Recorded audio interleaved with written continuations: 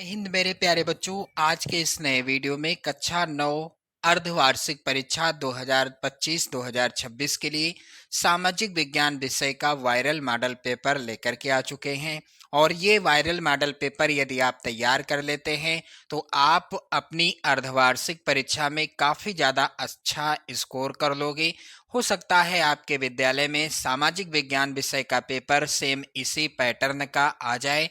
तो मेरे प्यारे बच्चों, इस वायरल मॉडल पेपर को आप लोग जरूर तैयार कर लेना। चलिए नोट के अंतर्गत ध्यान दें। सबसे पहले 3 घंटे का समय आपको मिलेगा या 3 घंटे 15 मिनट का समय आपको मिलेगा। पेपर का पूर्णांक रहेगा 70 अंकों का, जिसमें से 20 नंबर का होगा खंड का होगा 20 नंबर का। और इसमें बहुविकल्पी प्रश्न होंगे कुल 20, यानी कि 20 नंबर आपको खंड का से मिलेंगे। 50 नंबर का होगा खंड खा यानी बा, और कुल टोटल 70 अंकों का पेपर होगा। क्लियर? तो यह प्रश्न पत्र 2 खंडों में विभाजित रहेगा, खंड का या खा में, या फिर लिखा होगा खंड आ या बा, कुछ भी लिखा होगा, आपको इसकी टेंशन नहीं लेनी। खंड का में बहुविकल्पीय प्रश्न तथा खंड खा में वर्णनात्मक प्रश्न हैं। तो चलिए मेरे प्यारे बच्चों, 20 बहुविकल्पी प्रश्न आएंगे, प्रत्येक प्रश्न 1 नंबर का होगा और इस तरह से कुल 20 नंबर का आएगा खंड का। क्लियर? चलिए पहला है प्रश्न, उसके पहले निर्देश है, सही विकल्प छांटकर अपनी उत्तर पुस्तिका में लिखिए, या ओएमआर सीट आपको मिलेगी जिसमें आपको आंसर फिल करना होगा। क्लियर मेरे प्यारे बच्चों? चलिए पहला प्रश्न है, फ्रांस में स्वतंत्रता दिवस किस तिथि को मनाया जाता है? एक प्रश्न 1 नंबर का है और यहाँ पर जो प्रश्न है और इस प्रश्न का उत्तर क्या होगा, ध्यान देना। यहाँ पर आ बा शा और दा लिखा है। हो सकता है आपकी ओएमआर सीट जो मिलेगी उसमें ऑप्शन ए बी सी और डी लिखा रहेगा। क्लियर? तो फ्रांस में स्वतंत्रता दिवस किस तिथि को मनाया जाता है मेरे प्यारे बच्चों? ये हो जाएगा राइट आंसर इसका 14 जुलाई को। डी वाला ऑप्शन सही होगा। 14 जुलाई को फ्रांस में स्वतंत्रता दिवस मनाया जाता है। चलिए अगला प्रश्न है, रूस में कुलक कौन थे? रूस में कुलक कौन थे? तो यहाँ पर ध्यान देना आप सभी लोग, इस प्रश्न का सही उत्तर होगा पहला ही ऑप्शन, अमीर किसान जो थे ये कुलक थे। अगला प्रश्न है प्रश्न संख्या 3, खूनी रविवार की घटना कब हुई? मेरे प्यारे बच्चों, खूनी रविवार की घटना कब हुई थी? इस प्रश्न का उत्तर होगा सन 1905 ईस्वी में खूनी रविवार की घटना हुई थी। क्लियर? चलिए अगला प्रश्न है यहाँ पर प्रश्न संख्या 4, दक्षिण की गंगा किस नदी को कहा जाता है? इनमें से दक्षिण की गंगा किस नदी को कहा जाता है? तो मेरे प्यारे बच्चों, इस प्रश्न का उत्तर क्या होगा? पहला ही विकल्प सही है, गोदावरी। गोदावरी को दक्षिण की गंगा कहा जाता है। प्रश्न संख्या 5 है, पूर्वी घाट का सर्वोच्च शिखर कौन सा है? तो पूर्वी घाट का सर्वोच्च शिखर है महेंद्रगिरी। ये वाला ऑप्शन सही होगा। अगला प्रश्न है, निम्नलिखित में से कौन सी लवणीय जल वाली झील है, अर्थात खारे पानी की झील इनमें से कौन सी है? तो यहाँ पर पहला ऑप्शन सही होगा, सांभर झील। ये लवणीय जल यानी खारे पानी की झील है, खारे पानी की झील है। क्लियर मेरे प्यारे बच्चों? चलिए अगला प्रश्न है प्रश्न संख्या 7, लोकतंत्र में संप्रभुता किसमें निहित रहती है? तो मेरे प्यारे बच्चों, लोकतंत्र में संप्रभुता यानी किसमें निहित रहती है? तो यहाँ पर बा वाला ऑप्शन सही होगा, जनता में। क्योंकि लोकतंत्र में जनता ही सर्वोच्च होती है, जनता का शासन होता है। लोकमान्य, यहाँ पर ध्यान देना, अब्राहम लिंकन जी ने कहा था कि लोकतंत्र जनता का, जनता के लिए, जनता द्वारा शासन है। क्लियर? तो लोकतंत्र में किसमें संप्रभुता निहित होती है? जनता में निहित होती है। प्रश्न संख्या 8 है, नेल्सन मंडेला कितने वर्ष या कितने साल जेल में रहे? मेरे प्यारे बच्चों, इस प्रश्न का उत्तर क्या होगा? क्या 25 वर्ष, 26 वर्ष, 27 वर्ष या 28 वर्ष? तो नेल्सन मंडेला कुल 27 साल तक जेल में रहे थे। कितने साल? 27 साल।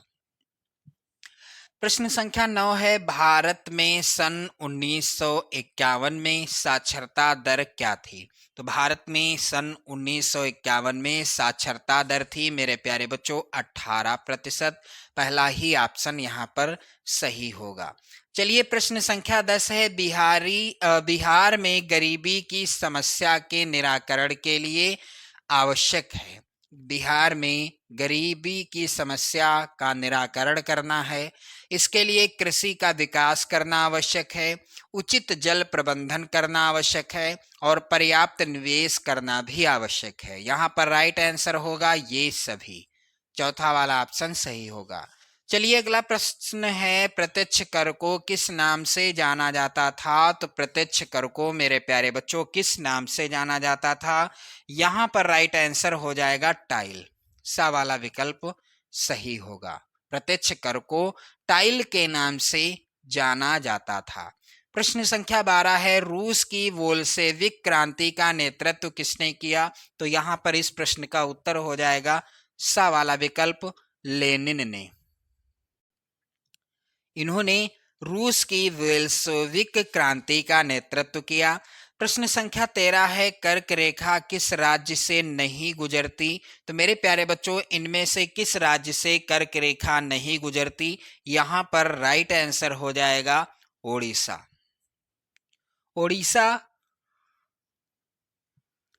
राज्य से कर्क रेखा नहीं गुजरती, बाकी राजस्थान, छत्तीसगढ़ और त्रिपुरा से कर्क रेखा गुजरती है। अगला प्रश्न है, बुलर झील स्थित है? तो बुलर झील कहाँ स्थित है? मेरे प्यारे बच्चों यहाँ पर राइट आंसर होगा जम्मू कश्मीर में, चौथा वाला ऑप्शन सही होगा। प्रश्न संख्या यहाँ पर 15 है, लोकतंत्र में संप्रभुता किसमें निहित रहती है? तो लोकतंत्र में संप्रभुता निहित रहती है किसमें? जनता में।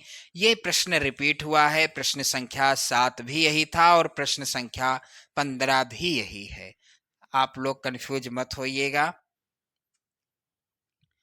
प्रश्न संख्या 16 है, भारतीय संविधान में कुल कितने अनुच्छेद हैं? मेरे प्यारे बच्चों भारतीय संविधान में कुल 389 अनुच्छेद हैं। यहाँ पर ये वाला विकल्प सही होगा या 395 सही होगा। तो ध्यान देना 395 अनुच्छेद हैं यहाँ पर कुल, ध्यान दीजिएगा। अगला प्रश्न है, निम्न में से किस राज्य में निर्धनों का प्रतिशत सबसे अधिक है? तो इनमें से किस राज्य में सबसे अधिक निर्धन लोग रहते हैं? तो यहाँ पर पश्चिम बंगाल हो जाएगा राइट आंसर। क्लियर। चलिए प्रश्न संख्या 18 है, भारत में सन 1951 में साक्षरता दर क्या थी? तो भारत में सन 1951 में साक्षरता दर 18% थी। ये भी प्रश्न रिपीट हुआ है। प्रश्न संख्या 19 है, सऊदी अरब में औरतों को वोट देने का अधिकार कब तक नहीं था? मेरे प्यारे बच्चों सऊदी अरब में औरतों को वोट देने का अधिकार कब तक नहीं था? 2015 तक।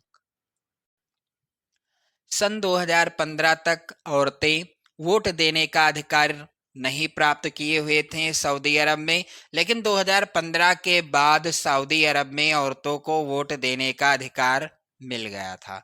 चलिए प्रश्न संख्या 20 है, मुगाबे को राष्ट्रपति पद से कब हटा दिया गया? मेरे प्यारे बच्चों इस प्रश्न का उत्तर होगा 2017। क्लियर। 2017 में मुगाबे को राष्ट्रपति पद से हटा दिया गया। तो इसी तरह के कुल 20 बहुविकल्पी प्रश्न आएंगे, प्रत्येक प्रश्न 1 नंबर का होगा और इस तरह से 20 नंबर का होगा खंड आ। चलिए अब बारी आती है यहाँ पर खंड खा की, जिसमें वर्णनात्मक प्रश्न आने हैं। तो चलिए सबसे पहला प्रश्न, फ्रांसीसी समाज के किन तबकों को क्रांति का फायदा मिला? प्रत्येक प्रश्न होगा 4 नंबर का। क्लियर। इसके बाद अथवा में भी प्रश्न इंपॉर्टेंट है, कह रहा है 1917 की रूसी क्रांति में लेनिन के योगदान का वर्णन कीजिए। और प्रश्न संख्या 2 है, भारत के उत्तरी मैदान का वर्णन कीजिए।